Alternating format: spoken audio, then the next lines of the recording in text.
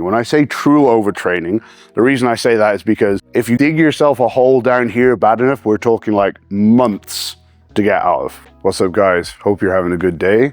This is actually take 2 of this video. Take 1 didn't go too well last week. Lots of training in the background, so we actually had time to kind of think about how we could change it and improve it. So hopefully this is actually going to be a better version of this video now because of that. So today's video is going to be about auto-regulation. And this one came courtesy of, I believe it was an Instagram message from Jeff. So Jeff, thank you for the inspiration, because coming up with what to talk about is usually the hardest part anyway.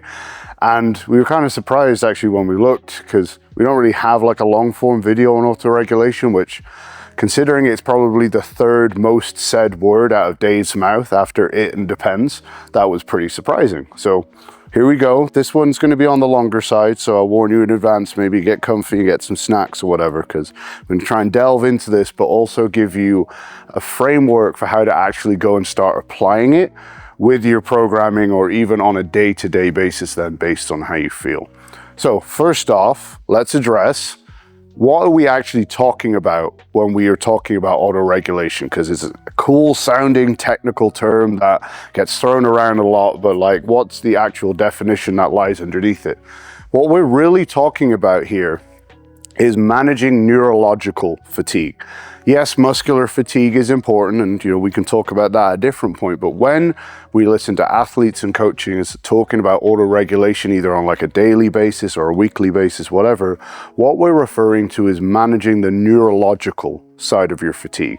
And the reason for that is you only have one nervous system at the end of the day, right? So we use that for everything. So that's why, for example, a demanding squat session on the Monday can still have a detrimental effect on, say, your bench press session on the Wednesday, even if there's basically no overlap in musculature, because the nervous system that controls the musculature hasn't recovered and gotten back to its full level of potential, should we say. So what we're really talking about is managing the nervous system. So let's just put that up there to remind us what we're talking about. Okay, so when we're looking at the nervous system, which we need to ideally kind of be at its best for pretty much every session if we want to perform our best, what we're really looking at is the relationship between the training that we perform and the amount of cortisol and adrenaline that get released as part of that. So that is the main factor that we're going to be talking about, because that really forms the baseline of how fatigued we are and its incremental effect on our performance, should we say. So cortisol and adrenaline, we're just going to put these at the top 2, are intrinsically linked. Okay? So when you release one, you release the other.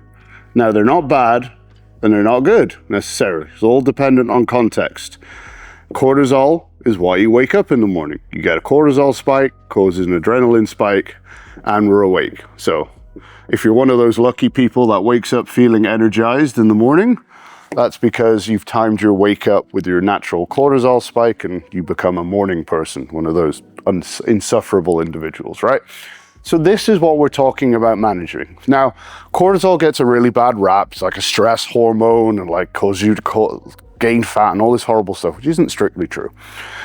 Its main function is to create readily available energy. That's primarily what it's there for. It's there for the breaking down of substrate to basically maintain your blood sugar level so that you can do all the stuff that you need to do. For example, say you suddenly need to run for your life from a tiger and your blood sugar is low, cortisol will spike very high. It will give a very strong signal to the body that you just need to break stuff down to maintain blood sugar high enough so that I can sprint away from the tiger and survive. Or I just sprint fast enough so I'm not the slowest person, so they get eaten first, right? So this is what we're talking about managing. Now, when we don't do that well, we start building up cumulative fatigue in the neurological sense, and that is when our performance starts to decline. So let's just look at what that looks like, because at the end of the day, we may not need to do this because we may not be carrying any neurological fatigue, or you might be watching this and your nervous system is absolutely screwed and you kind of need to know that so that you can take some action, right? So let's look at the different levels of neurological fatigue that we experience. Now, the reality is like this is actually a spectrum, you know, you don't just progress from level 1 to 2, but this is the easiest way to split it up. Makes sense in my head, so hopefully it makes sense in yours too. So the first thing that we experience takes place at the beta adrenergic receptors, which basically is the fancy term for the receptors that adrenaline binds to, okay? Now, when we experience this like initial level of neurological fatigue, what happens is these receptors downregulate in terms of their sensitivity and also to some degree their number, okay? So what happens then is, because these receptors are not as sensitive or not as numerable, you don't respond as well to the same amount of adrenaline being put into your system, okay? Now there's a reason for this, because these are the most sensitive receptors in your body, pretty much, right? And the reason for that is too much adrenaline will kill you, okay? Can give you a heart attack and all this other horrible stuff. Anyone who ever triple scooped Jack 3D as a pre-workout knows exactly what overloading your adrenaline receptors feels like, okay? It's not a fun place to be. So this happens very quickly, and we've all kind of experienced this, right? Like maybe your morning coffee turns into 2 because 1 doesn't quite do it anymore, or that 1 Monster Energy turns into 2, you get what I'm saying, right? And all of that is down to this mechanism here. We're releasing more cortisol and adrenaline, and because that level goes up, the receptors desensitize and come down because too much is not good.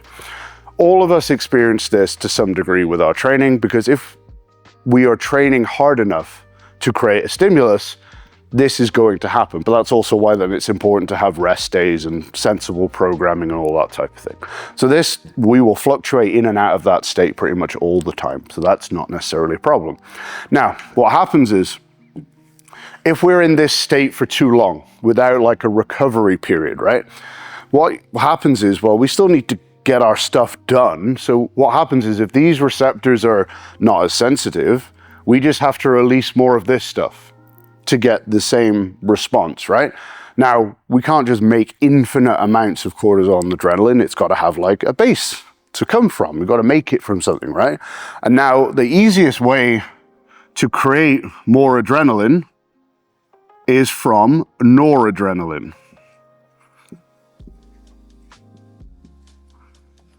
As the name kind of suggests, very similar, right? You just knock off whatever this bit is and then you have adrenaline. That's wonderful. So when we go through a stage where we need more adrenaline because we got stuff to do, but the receptors aren't very responsive anymore, we start to break down noradrenaline to make more adrenaline, which isn't a problem at first, but when this starts to drop too much, we end up with things like brain fog, short-term memory loss. And when I say short-term memory, I mean like walking in a room, not remembering why you're there, forgetting where you put your keys, that really kind of like basic stuff, right? Now, just to backtrack a tiny bit, I'm sorry. When we're here, this is just like a small drop in energy level. Maybe a little bit of lethargy. And what you'd see with this is like a downturn in power output and reflexes, which we'll talk about later, like how do you assess your level of neurological readiness, okay? So we'll put power and reflexes here. Get worse, because they're like the most finely tuned parts of our motor function, okay? So when we get here, we start depleting noradrenaline. If we do that for too long, we start getting these neurological symptoms. Our thinking isn't as clear. We can't concentrate as much. We start to struggle to recall memories. Okay, this is why, for example, like there's a lot of use of like noradrenaline reuptake inhibitors, which bring up your noradrenaline levels for things like ADD and things like that, just as an example, okay? Again, most of us will probably get to this point at the end of like a very hard training cycle. You know, like if you're prepping for a meet or something like that, right? And you know when you're here because you're just not at your best in terms of like mental clarity or performance. But usually there's some kind of like, you know, week-long deload or something like that, which involves very little training or minimal training, which is enough time for us to kind of get out of this state. Like this If this isn't too pronounced, in a day or two, you're back to normal. Like if you're drinking a little bit too much coffee and then you just go cold turkey for a couple of days, you're pretty much back where you were, right? This, we're looking at more like maybe a week, maybe 10 days, depending on how far into this you are. Then once we get down here, this would have to go on for a reasonable amount of time, right? We get to what we're going to call level 3, right? Now at this point, we start to run into problems with dopamine. And the reason for that is, and I'm gonna have to kneel down here, there's basically this whole cool cascade where we want adrenaline up here. This is the end result that we need to keep pumping this out because these are still down-regulated at this point. So this needs to go up. We've got this really easy intermediate here, which is noradrenaline. But actually we can make noradrenaline through quite a lot of steps, to be fair, but we can take dopamine, feed that into here, that increases noradrenaline, which means that we then have more noradrenaline, to increase adrenaline. So when this starts running really low, we start to make more of this from this. So what happens then? Dopamine starts to go down.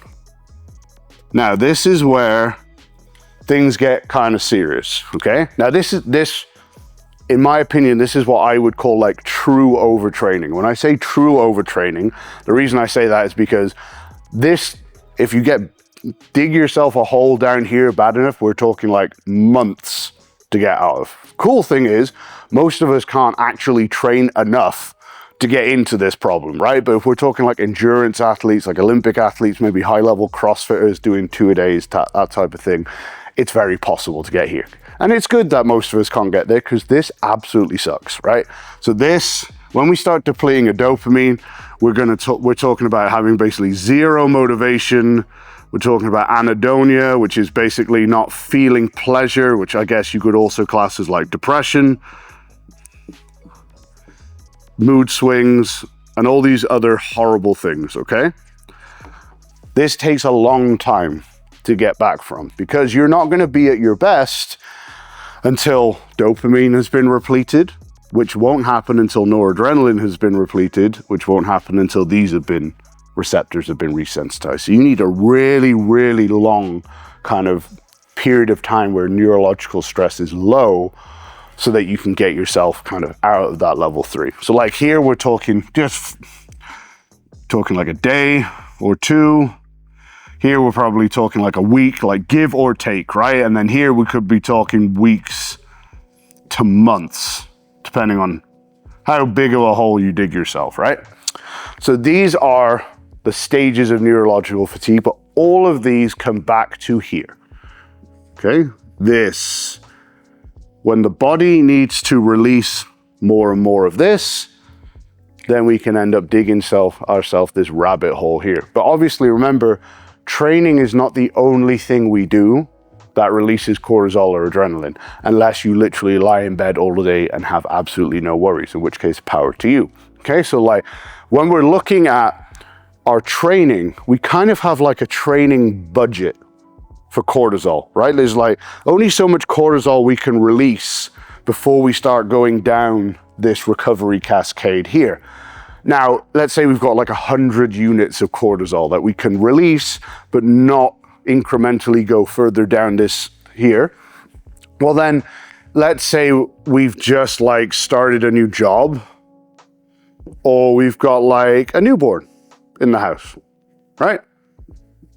Well, our budget of cortisol and adrenaline probably isn't 100 anymore, right? Because I don't know, let's say we're learning a lot of new tasks at our job, or our boss is, not the greatest guy in the world, or now we're getting 3 hours of sleep a night. Our budget of 100, maybe just got cut down to like 70. So we need to just take into account when we start talking about the training variables that affect how much of this stuff we release, which is important, right? We need to also take into account, well, what else is causing this to be released in our life? Is our physical activity very, very high? Is our sleep good? Is our nutrition good? Is our level of life stress high? All these types of things will play into the budget, should we say, like our neurological budget that we can give to our training session before we start to exceed our capacity to recover. So now we've kind of established like what is neurological fatigue, what is the driver behind it, which is causing the release of too much cortisol or adrenaline in total, not just from your training, but overall. Now what I want to look at is what are the training variables, what are the variables that we control with our training program that have the biggest impact on how much cortisol and adrenaline we release? Because then, of course, we know what knobs we can turn to adjust how much cortisol and adrenaline that training session is going to release. So I'm just going to put that as a reminder up here. This is all about managing the technical difficulties with the pen, as always. There we go. So what we're talking about is managing cortisol and adrenaline. And if you want to play a drinking game, every time we mention one of those, it's probably going to be in for a good time by the end of this video. Okay. So this is what we're on about managing. So first off is our volume of work. So sets times reps. For this scenario, we're going to go with that definition of volume, okay? Because remember, cortisol is an energetic readiness hormone. It's creating enough readily available resources in the bloodstream so that you can perform the activity that you need to perform. So the more activity that there is, the more of this you need to release, okay? So this is probably the single biggest driver behind this from your training session, okay? So this is a really easy one to adjust and the one that's probably gonna have the biggest impact on you just because it directly relates to how much energy output you're going to have. So for example, let's say, and this is a common mistake, so this is a good one to mention it, you're dieting down, right? You wanna get lean for the beach or your honeymoon, whatever, it doesn't matter, okay? So you're in a calorie deficit. Calorie deficit means less energy going into the system, which means you got to break down resources you already have. So what do you think that means goes up? This. So then when we go in the gym, this is already like elevated to some degree all day, every day because of our calorie deficit. So our budget or our currency that we can work with in terms of this is going to be decreased. But what do people commonly do when they're dieting down? They ramp this up because they want to burn more calories and get cut, right? And then they end up feeling like trash, their performance goes down. They presume it's because they lost muscle, but usually it's just because their nervous system has started going down that rabbit hole that we went over earlier, right? Because this is bumping up cortisol and adrenaline with the diet, and then they're going in and they just increase their training volume 20%, so that's increasing the cortisol and adrenaline by a considerable amount. The nervous system ends up getting extremely fatigued, performance goes down, they end up looking watery and flat and losing strength, and they're like, bro, I've lost loads of muscle. So then they stop dieting because that sucks, because who would want to do that? Because you get skinny and weak apparently, and then the whole cycle repeats. So that was a tangent, I apologize. The next variable that we're looking at is difficulty, or like RPE. So I suppose the other way we could look at this would be like proximity to failure. Not just in terms of your hypertrophy work, but in terms of your strength work too. Okay, so proximity to failure.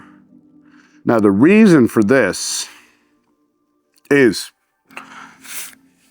when we are training, we get to a point where the body is lazy, okay? It wants, to get the task achieved in the most efficient or least output way possible, right? So when we're doing our set of, say, curls or whatever, like, say we're doing 12, it only recruits the muscle fibers it absolutely has to do like reps 1, 2, 3 or whatever that are easy. And then as the same load becomes more challenging, we bring in more and more muscle fibers. When we get to around 80% of our max volitional effort, then we get full fast twitch fiber recruitment, which is the thing we want because that makes reps effective in terms of hypertrophy. We're just going to talk about hypertrophy for now, but it's relevant to strength too. Then, well, we don't just stop there because that might be like 6 reps shy of failure, and very few of us are going to train effectively there, right? So then we keep going. Once you've recruited all those muscle fibers, you're still trying to do the same thing, but fatiguing. So then what does your body do? Well, then it turns up what's called like the firing rate or the twitch rate, which basically means those muscle fibers contract harder for the sake of this argument, okay? All of that is governed by this, okay? Basically, your body doesn't want to work really hard. We kind of know this. This is the thing that kind of sends the signal to the body like, I know you don't want to go to failure, let's say in this example we are, but you have to. So here's the thing, here's the neurological fuel that gives you the pick-me-up that makes you go all the way to 100% effort, right? This is what we need. And then the same is also going to be true, let's say, you know, we do our set of squats and we're doing sets of 5, and by the time we get to our last work set, like 5 is the absolute max effort. Exact same thing is happening there. Nervous system is being amped up and, you know, getting more neural drive because it needs every last bit of function out of it to complete the task at hand. So like I said, that's going to be relevant whether it's your set of cable curls or whether it's your set of back squat or deadlift. It doesn't make any difference. Proximity to failure is going to determine how much cortisol and adrenaline that set releases to some degree. And then last but not least, we also have in load, okay? Now, when we say this, we're talking about like percentage of 1 RM. Now, this kind of plays in for the same reason, right? Because let's say we're like, I don't know, 8 weeks out from a meet or something, right? We're working at like 85 to 90% 1 rep max on whatever lift you want, doesn't matter, okay? Well, as I just said, the closer we are to 100% volitional effort, the more muscle fibers we need to bring into play, and also the harder they need to work. Now, we have all the fast twitch fiber recruitment, generally speaking, around 80%. Obviously, it varies from the individuals, right? But that's a good ballpark figure. So now if we start say we're doing like doubles, right? If we're doing doubles at 85 to 90%, then the second we pick up the bar, we're above this threshold. So we need all the fibers firing right from the get-go, otherwise we don't even get rep 1. And then obviously by the time we complete our doubles, there's going to be 2 reps worth of fatigue in there. So by the end of our set, that 85% might be more like 92%. And if it started at 90, it might be more like 98% at that exact moment in time, right? So very, very close to 100% effort. So this is also going to cause us to release more cortisol and adrenaline because our nervous system needs to be like right at the top of its game, even from rep 1. So like lifting 60% and 85 or 90%, very different things, as we all know, but this is the mechanism that's behind it. Now, the reason I said last but not least is because this is the big trifecta that's going to do most of it is going to be affected by these 3, okay? So this is like, say, 70 to 80% to put like a not random, but semi-calculated number on it, right? Like these are the 3 that are going to make the big difference to how draining your training session is on your nervous system. So these are like the master switches, okay, that we want to adjust most of the time. But we do have some others that we can play around with down here, especially if we're dealing with like lower levels of fatigue, okay? The first of that is going to be what I've called training density. You could call it like the pace of your training or the rest periods, whatever, right? And basically the reason that this adjusts how much cortisol and adrenaline you release is because it's going to affect your heart rate and your breathing rate, right? Lower rest periods is going to mean on average your heart rate is higher.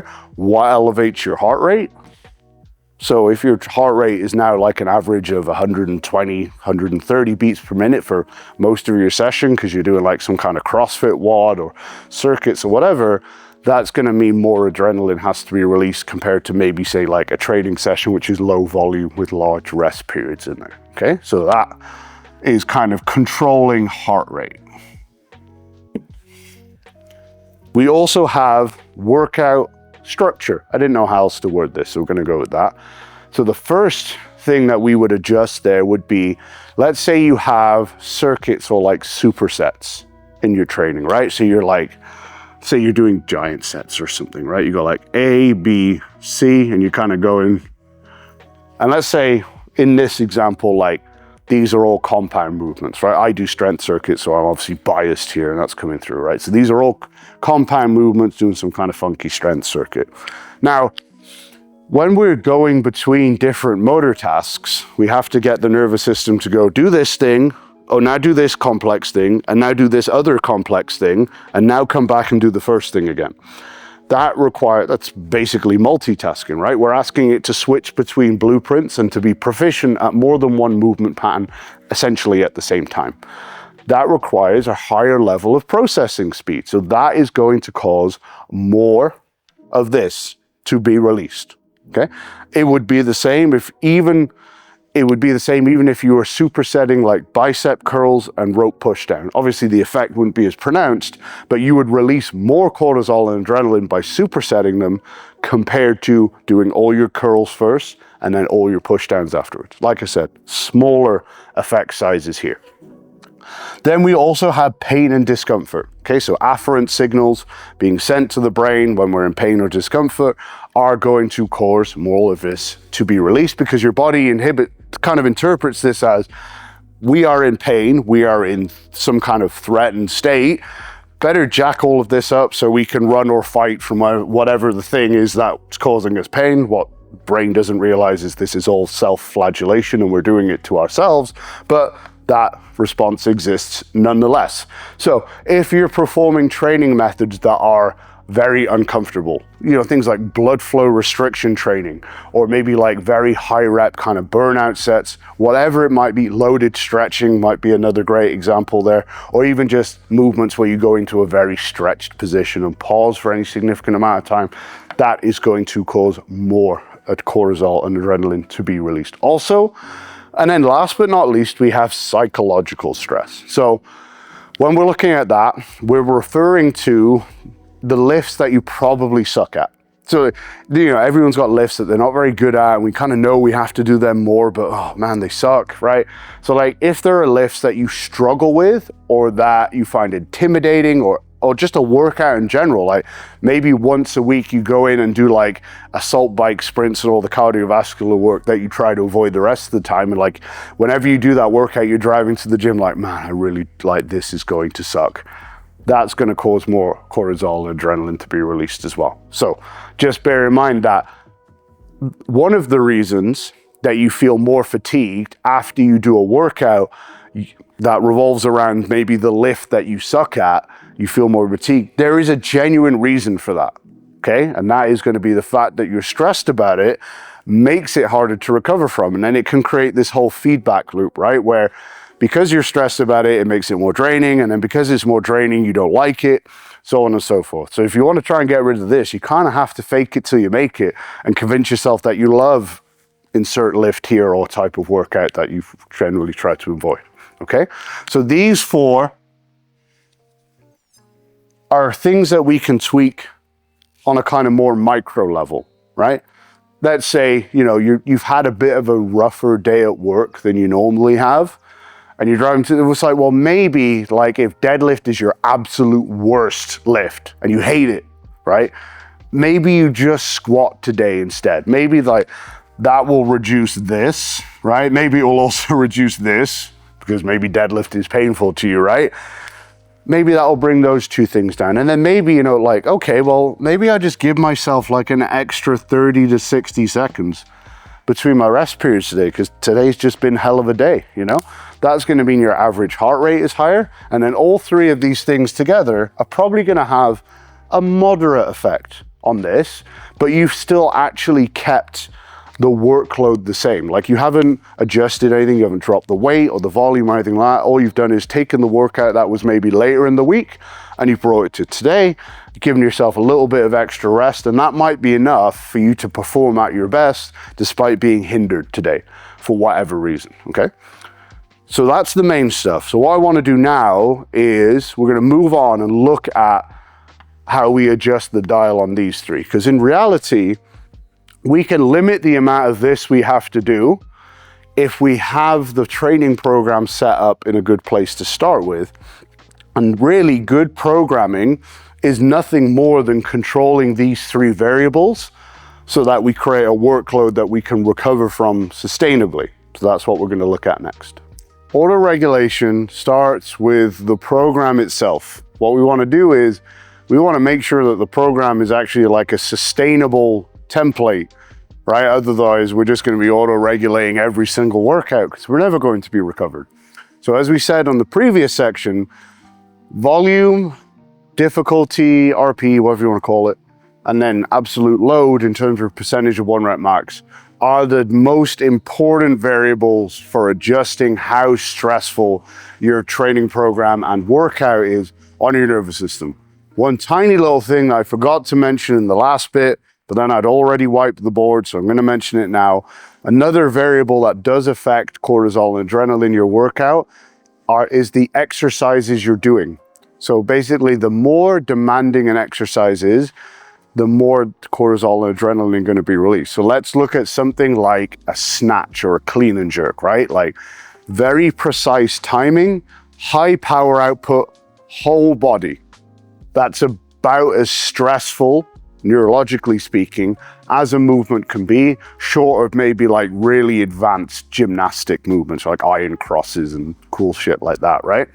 So that can be dialed down also. So let's say you're in a bodybuilding phase and your first exercise is meant to be front squat, but you're drained, you're not feeling great, whatever, right? Well, a hack squat is going to be way easier to stabilize, involve less core musculature. It's going to mean that the nervous system doesn't have to work as hard to complete the movement, even if it's pushed to the same level of intensity. So on that day, maybe your front squat goes out and then hack squat comes in.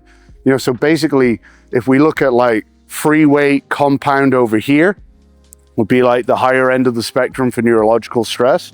And then down, as we go down the spectrum, we'd go like to machines and cables, more stable movements. And then eventually at the very bottom, we'd have like single joint stabilized movements. So we can always adjust the exercises on that we're using in our workout to adjust that neurological strain on the system also. But anyway, back to this. So this is a little cheat sheet that you can use when designing your program. And the idea is that when we're looking at these 3 main variables that control the bulk of cortisol and adrenaline release of our training program, we want to set up our training program so that 1 is high, 1 is medium, and 1 is low. We don't want to be training with even 2 of them high at any time, ideally, because generally speaking, what that's going to do is just lead to a degradation of performance over time because of all the stuff we've already talked about. Okay, so I'm just going to go through it one by one, but obviously you have this to look at, so I'm not going to spend too much time here. So let's look at volume first. So anything 20 to 30 work sets in a specific workout. Personally, I would class it as high volume. Obviously, there's going to be, variance here based on the type of athlete you are, your training history and all of that. But if we start going down that rabbit hole, then all of this just becomes it depends and it's kind of useless, right? So these are like ballpark figures for the average trainee who kind of wants to be a bit jacked and a bit strong, okay? So 20 to 30 work sets would be what I would class as like a high volume workout. Again, usually in an off season with a premise on hypertrophy, but not necessarily. If you want to look at it from a pure hypertrophy viewpoint, it would be a training program that leaves to you accumulating anywhere between 25 and 35 maximally effective reps per set. Remember, the maximally effective ones are the ones that actually stimulate hypertrophy that you accumulate when you're reasonably close to failure.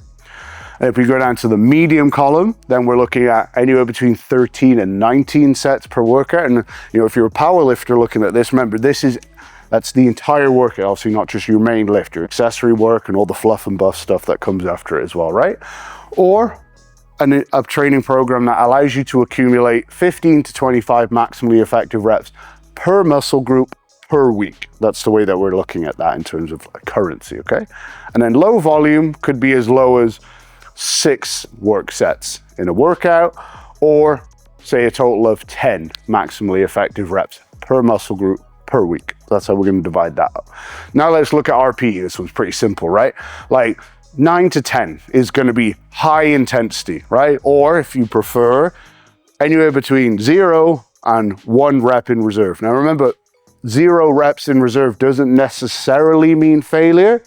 It just means that you stop the set when you're incapable of completing another rep. So if I like get to the top of a curl and if I were to attempt the next rep, I would definitely fail it, but I stopped there, that would still be 0 reps in reserve. No, it seems like nitpicky, but just so you're aware, when we say 0 reps in reserve, it doesn't mean you have to do everything to failure, because failure is more stressful again, okay?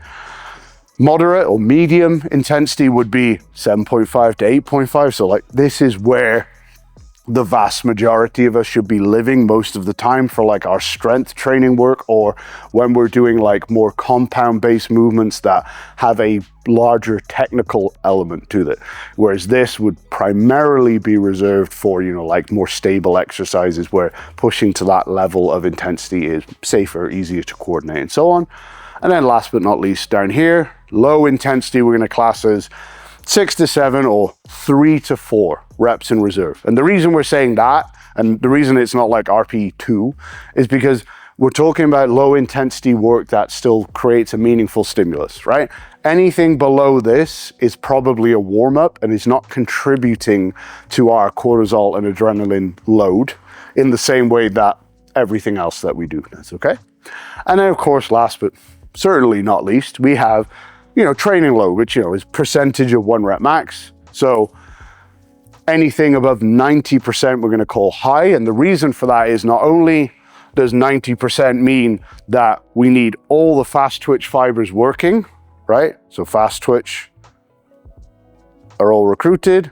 We also need firing rate to be very high also. So we're recruiting all of them, and we're asking them to have a very high firing rate at the same time. That's very neurologically stressful, okay? Then here, we're gonna call medium, 70 to 89%. So again, probably where most people should be spending the majority of their training cycle. And then for low, we've got anything as low as 30%. The reason for 30% being a cap here is because remember, if we look at all the studies on hypertrophy, what we generally see is anything below 30%, even if we go to failure, we don't really get the same adaptation. And the main reason for that is when you hit failure with very, very low loads, which obviously generally involves very high reps or time under tension, the reason you fail is not volitional force, it's usually energy sources, as in you literally run out of fuel, or the muscle becomes so acidic that the nervous system signals can't actually be interpreted properly by the muscle, so your muscle stops responding. It's not a case of like, I am creating as much force as I can and I cannot move the thing. It's a case of I don't have the fuel to, or I can't get the signal into the muscle. So that's that. So that's why we wouldn't really count anything below 30% there. So this is our little matrix. So we can just kind of use an example here, right? So let's say you're at the beginning of an off season, or you're a bodybuilder, whatever, right? It doesn't matter. So our goal, right, is hypertrophy. We're just gonna put that out there. Maximal hypertrophy. And let's say we really like Arnold's style of training, like very high volume, all right? Or maybe someone like Mike Israetel would be a good common example of a proponent of higher volume style hypertrophy training. So, okay, well, first off, we know that we're gonna have to be here. We have to be high on the volume because, well, otherwise we're not doing the style of training that we want to do, right? So we've already got our high column ticked. We can't have anything else high in our training program now. Now, when we're looking at hypertrophy, well, we need to be close enough to failure, otherwise it ends up not being effective, right? Like usually the last kind of 5 or 6 reps are going to be the ones, if presuming we're going really close to failure, are going to be the ones that actually get us that stimulus we want. So if we're not going reasonably close to failure, like we can do as many sets as we want, you can times 0 effectiveness by 1,000 sets, you still get 0, right? So we probably want to live here. 2 reps in reserve, RPE, 7.5, 8.5, right? Because that means when we're doing all these sets, they're probably accumulating a decent amount of effective reps per set. For argument's sake, we'll say 3, right? So we're doing 25 work sets and we're getting 3 effective reps per set because they're all being pushed to this level of intensity. We're getting 75 maximally effective reps per workout. That sounds good. Maybe we split those between 2 muscle groups. We end up at 37.5 maximally effective reps per muscle group. Math isn't quite that simple, but you get it, right? That would put us right at the top end of that stimulus level there. That would mean we only need to train each muscle group once per week, for example. So we've got our high, we've got our medium. So if we want our training program to be recoverable in a sustainable sense, then that means we probably have to live down here in terms of the loading, right? We're probably not going to be lifting more than 70% on anything if we're going to be following this workout structure. And we all kind of know this, right? Like, there's a reason that programs like Smolov and everything like kick the hell out of us, right? And we don't do them very often, and we need to deload for ages after them. So that would be one example. That's how we could set up our high volume bodybuilding phase. We just high, medium, low. Super simple, right? So let's just dial that back. Let's say now we are a strength athlete. So right now, our strength athlete isn't that worried about hypertrophy. We're worried about maximal strength. Now, let's say they're not peaking, but they're in like a max strength phase. Okay, so obviously if maximal strength is the goal, the thing that's kind of a non-negotiable is this. Like, we're probably not going to build maximal strength down here, or really even there, if we're talking about like the ability to express that strength in the short term. So we like then really have to live here in the high load section. Now, the other thing is then if we take out 90%, we're pretty much already close to failure, because you can't do that many reps with 90%, right? So we kind of have to live here, because unless we're going to do it for half a rep per set, there's no way we're going to be like 3 or 4 reps in reserve realistically, right? So even if we're doing like singles or doubles at 90%, most of us are going to be within 2 reps shy of failure, because very few of us are going to do like more than 4 at 90%, okay? Unless you're very slow twitch dominant. And again, this is also why there's like variance here, right? Like, I think Naomi's best set at 90% on squat was like 11 or 13, but you know, that changes things a little bit. So for the average trainee, if we're working at 90%, then we have to live here straight away, because otherwise we're not doing any work, which means then, of course, we got to be up here. And again, this makes sense, right? Like, how do you set up your max strength programs? They probably don't have more than 12 sets in them. Or, you know, there might be like, say 3 to 4 work sets on the first exercise, maybe 2 or 3 on the second. And maybe if you are going above 12, you're going above 12 because you've got all these, you're doing like wrist curls or calf raises or lat raises or Zottman curls or something right there. They're not contributing quite the same way, although they still count. So again, easy example, maximal strength. We're going to go high, medium, and low. Very obviously, that's kind of 2 ends of a spectrum there, but I just wanted to like make you realize that it really can kind of be that simple to actually provide a framework, so you can just go and write a training program that for the vast majority of people is going to be quite easy to recover from. And then of course, we've gone kind of both ends of the extremes here. We've kind of gone pure hypertrophy, don't care about strength, pure strength, don't care about hypertrophy. If we were in like our power building phase, or whatever the cool word for it is right now, I don't care. Like, we want to get jacked and strong at the same time. Well, then we're probably going to live right here, right?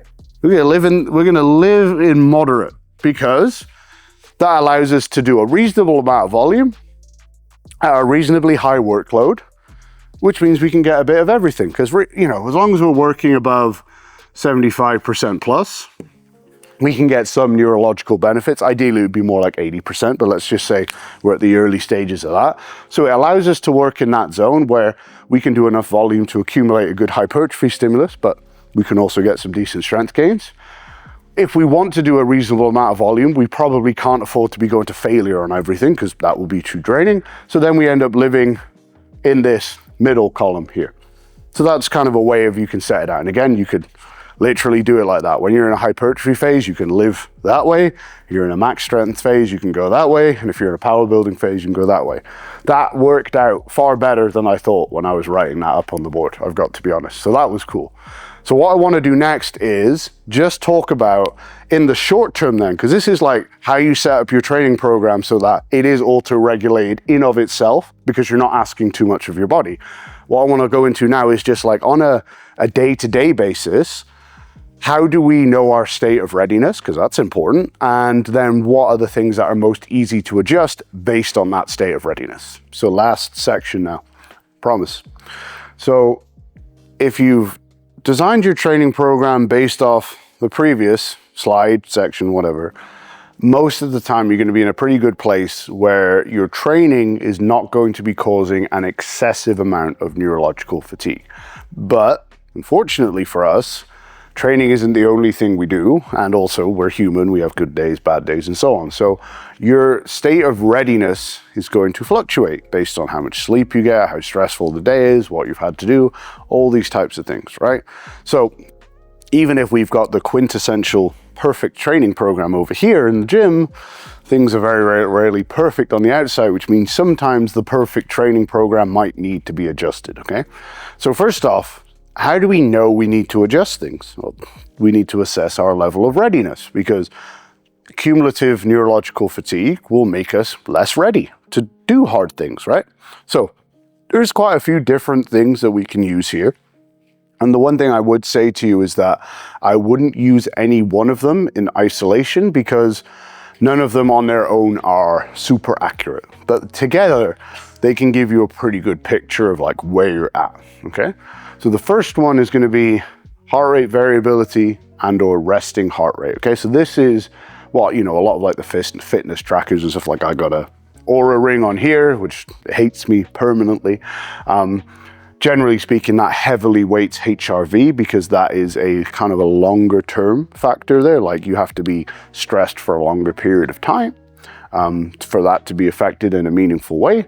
Whereas resting heart rate, obviously, as we know, like your heart rate is going to adjust very quickly based on whatever it is that you're doing, but the resting heart rate, you say at night, over time will give you a good trend there. So when, you know, we get down that rabbit hole of neurological fatigue, heart rate variability will get worse, resting heart rate will go up. And the reason that's a problem is A, it's a sign of neurological fatigue, which we're trying to avoid. But if heart rate variability is low, your heart rate doesn't respond well to the things that you're asking it to do. So when you want it to be really high, it doesn't elevate very well or very quickly. And when you want it to be low, it doesn't come down very quickly. So that tends to affect your performance reasonably hard, especially if you're an aerobic athlete, but even if you're like a powerlifter, okay? So that can give us a bit of an indication there where we're at in terms of like systemic fatigue.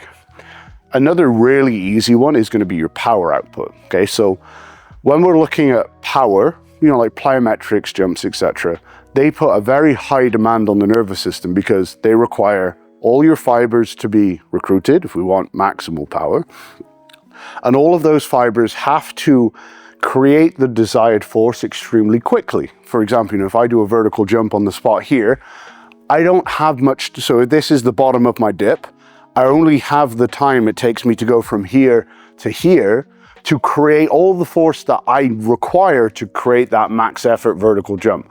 So you have to not only recruit all the fibers, you have to do it very quickly and get them to create max force very quickly also.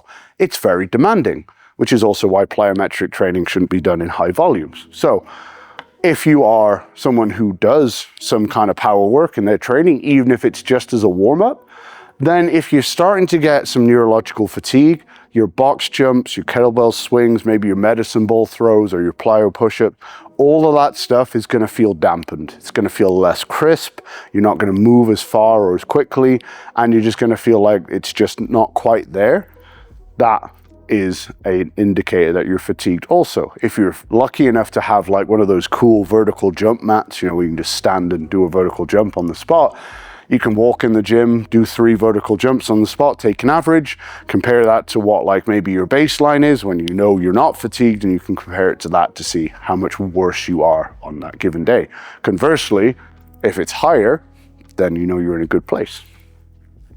The other one that's really easy to measure is grip strength, okay? So as we fatigue, and the nervous system doesn't have all the resources it needs to do everything, it prioritizes this bit, the central column, because all the important stuff's kind of there, right? So like it wants to maintain function here, and when we start to lose function, we lose it from the periphery inwards. So the first thing that's going to go is dexterity and strength in your grip, okay? So if you have like a captains of crush handle, and you can normally do like, I don't know, 5 reps at level 3, I can't remember what the levels are, okay? Like that's your normal though. And now you go in and you grab that level 3 one and it feels 5 or 10% harder, or you can't do as many reps.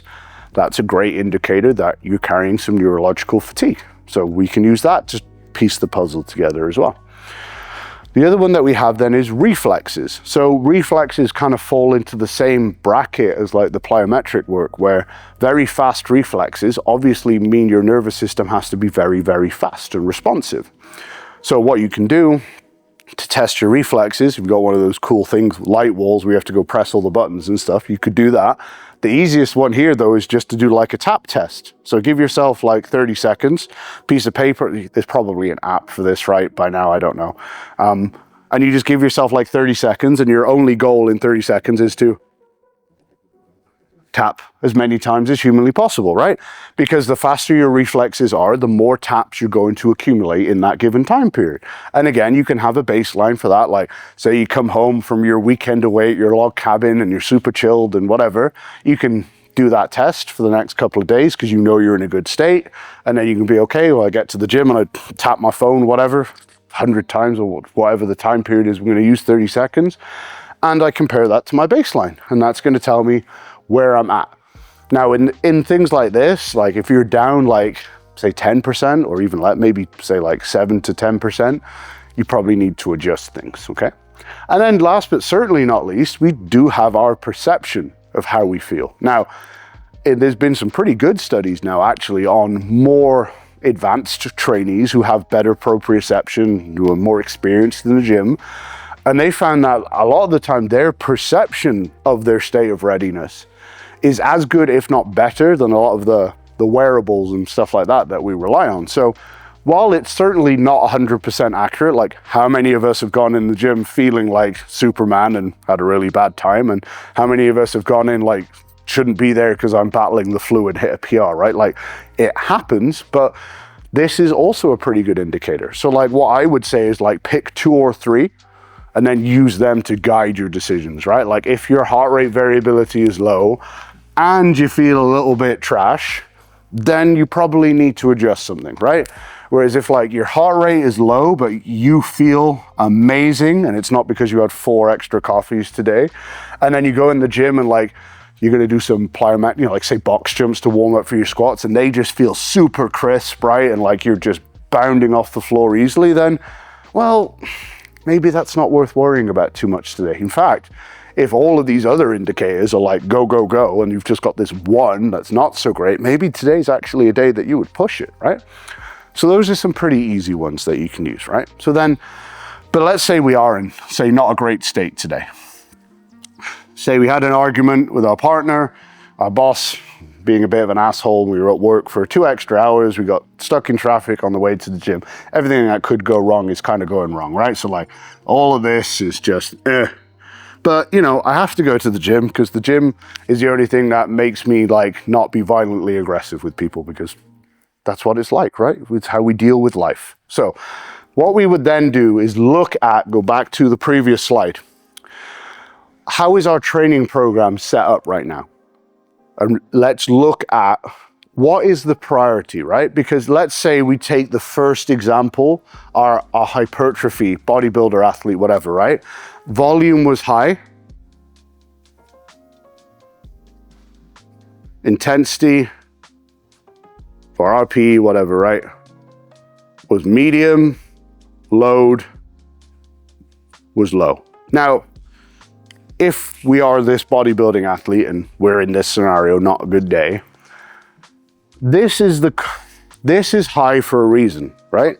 This is like the cornerstone of the training program. Like, it's all based around volume. Like, volume is the main driver of progress. So if we can, we want to protect that with all we can, because that's going to be the largest part of the stimulus. So what we would probably then look to do would be to adjust these two.